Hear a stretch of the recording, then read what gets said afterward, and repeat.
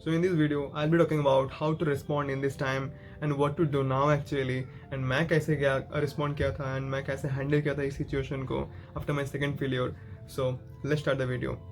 Hello everyone, my name is Sam Kormakar. I have scored 705 out of 720 in NEET 2024 and currently pursuing my MBBS at AIIMS Bhubaneswar.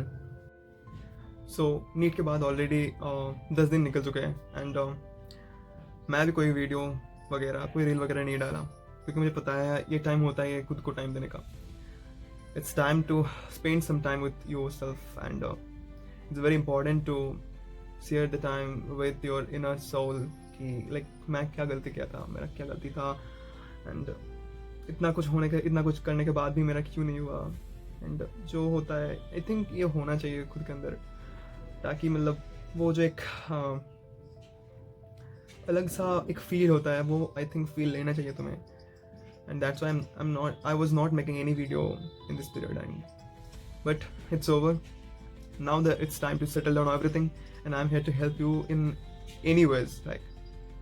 But आज मैं कोई ऐसा advice और basically ज्ञान नहीं दूंगा. देखो एडवाइस तो होता ही है बहुत अच्छा, but the thing is you have to apply it and I know कि most of the people can't do it actually, so I'm not here to like advise you or anything. I'm here to just tell you my story and like मैं कैसे respond किया था after my second time failure, after my hard preparation and top notch preparation. मुझे पता है कि कैसा लगता है after this lots of hard work like तुम्हें पता है कि तुम्हें नहीं होगा. I know the situation and I know the feeling, so I'm here to like help you in any ways what is possible for me. And मुझे लगता है इस टाइम पे ये वीडियो बहुत रिलेटेबल होगा तुम्हारे लिए. मुझे लगता है ये बहुत ज़्यादा रिलेट कर पाओगे तुम लोग एंड बाकी मेरा स्टोरी सुन के बहुत सारे लोग मोटिवेट एंड इन्फ्लुएंस भी हो सकता है. So I think this is the most important time for this video and it will surely help you and surely motivate you a little bit. So let's start the video. So it was 7th of May 2023, the day of NEET 2023 exam. Like I was fully prepared and not fully, I think mostly 90-95% prepared. And basically मुझे लगा मैं confirm था कि मेरा selection हो जाएगा, but हाँ I think अच्छा नहीं होगा बट सिलेक्शन हो जाएगा. इतना कॉन्फिडेंस था मेरे ऊपर क्योंकि मेरा स्कोर जो था वो ऑलमोस्ट जो आकाश का टेस्ट था फुल टेस्ट था वहाँ पर भी मेरा 620-600 प्लस ही था एंड उस समय पे 580 और 570 का कट ऑफ था. तो मुझे लगा था इट्स पॉसिबल कि सिलेक्शन हो जाए बट अच्छा नहीं होगा. हाँ but it's okay. So the day came and my centre was at Kolkata right. Paper देने को बैठ गया, दे रहा था अच्छा, बालिज अच्छा हो रहा था मेरा. थोड़ा 1-2 क्वेश्चन थोड़ा बहुत लगा था कुछ but it was very good right. My time management was not good at the time and eventually so for that मेरा ऑलरेडी बहुत टाइम निकल चुका था. And like when I started physics actually, so there is a very less time for my physics. I felt कि कुछ problem है and like तभी से मुझे थोड़ा डाउट होने लग गया था. बट ऑल्दो मुझे तब भी लग रहा था कि हाँ मेरा से हो जाएगा क्योंकि मैं जो अटेम्प्ट करके आया था उसमें भी मेरा ऑलमोस्ट 650-660 का अटेम्प्ट करके आया था. तो मुझे लगा था कि हो जाएगा बट इट वॉज डाउटफुल क्योंकि मेरे पास टाइम नहीं था फिजिक्स का एंड मैं ऑलरेडी 12 क्वेश्चन और 15 क्वेश्चन छोड़ के आया था फिजिक्स का जो कि ईजी था मेरे लिए क्योंकि मेरा फिजिक्स स्ट्रॉन्ग था. जो भी हो एग्ज़ाम देने के बाद सेंटर से निकला एंड मम्मी पापा सामने थे. पूछा कैसा हुआ, मैं बोला मॉडरेट, टाइम नहीं मिला, कुछ छोड़ के आ गया. एंड दे वर लाइक जो भी हो. उस टाइम के बाद मैं घर आया. घर मतलब मेरा जो हॉस्टल था उधर पीजी था तो उधर आया. थोड़ा बहुत ज़्यादा टेंशन एंड डाउट था कि मेरा होगा या नहीं होगा क्योंकि मैं करके तो आया था 640 और 650 का ऑलमोस्ट, बट मुझे डाउट था, बहुत टेंशन था. उसके बाद मैं जब चेकिंग करने बैठा बारिश अच्छा हो रहा था. So and after checking all the answers and when I calculated my full score it was only 540. don't know how to say actually. It is very tough for me to explain the situation, explain the feelings at that time, what was my situation and how I felt like this. I know you are also feeling like me also.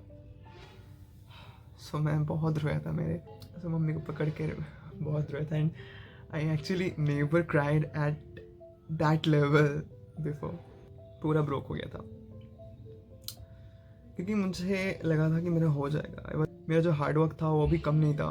वो कम time में 7-8 महीने के अंदर 2 साल का preparation लेना था मुझे, क्योंकि मैं 12 तक कुछ नहीं पढ़ा था, NCERT छुआ तक नहीं.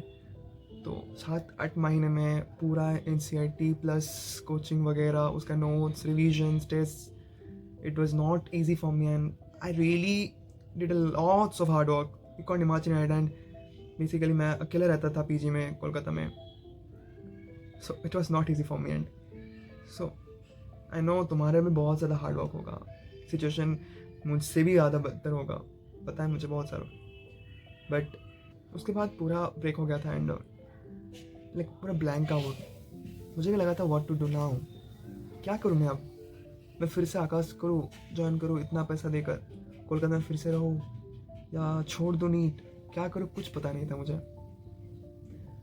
देखो मेरा इकोनॉमिक कंडीशन उतना अच्छा नहीं था, फिर भी मेरे मम्मी पापा बोल रहे थे कि कुछ भी करके मतलब 1 साल और कराएंगे. बट मैं उसके बाद कोलकाता से घर आया and I really didn't know कि what to do now actually, and basically how to manage all this things. But actually time सब फिक्स कर देता है. उसके बाद मैं थोड़ा आउटिंग के लिए गया, थोड़ा टाइम स्पेंड किया इधर उधर. एंड इस टाइम के बीच में मैं बैच ज्वाइन कर लिया था PW का, या कि 2.0 ज्वाइन कर लिया था. एंड बट मैं तब से क्लास स्टार्ट नहीं किया था क्योंकि मेरा मन ही नहीं था कि मैं फिर से करूँ वो सब. आई नो कि तुम भी ये सब फील कर रहे हो अभी भी.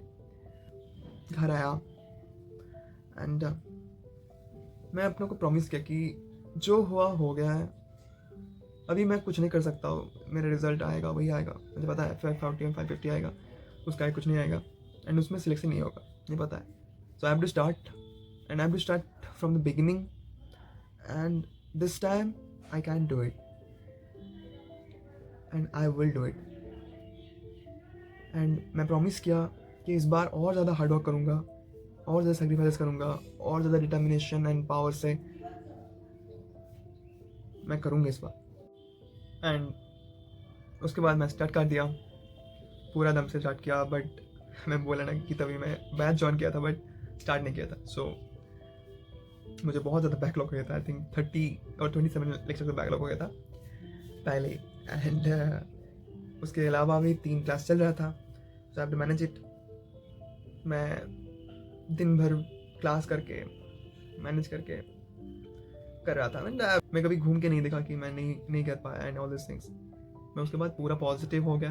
And with the help of teachers like Rishabh sir was very helpful at the time. So all the teachers are very good. So with all of them and with all of my determination and power and consistency, and with my mother and father, with my parents actually, with all of them, I prepared almost everything again and again, revised many things many times, and now I am here with you. So for this मैं इस period में कोई video नहीं लाया क्योंकि मुझे पता है ये पीरियड बहुत ज़्यादा इंपॉर्टेंट होता है खुद के साथ टाइम बिताने के लिए. And you have to spend a lot of time to yourself for now and for upcoming years also.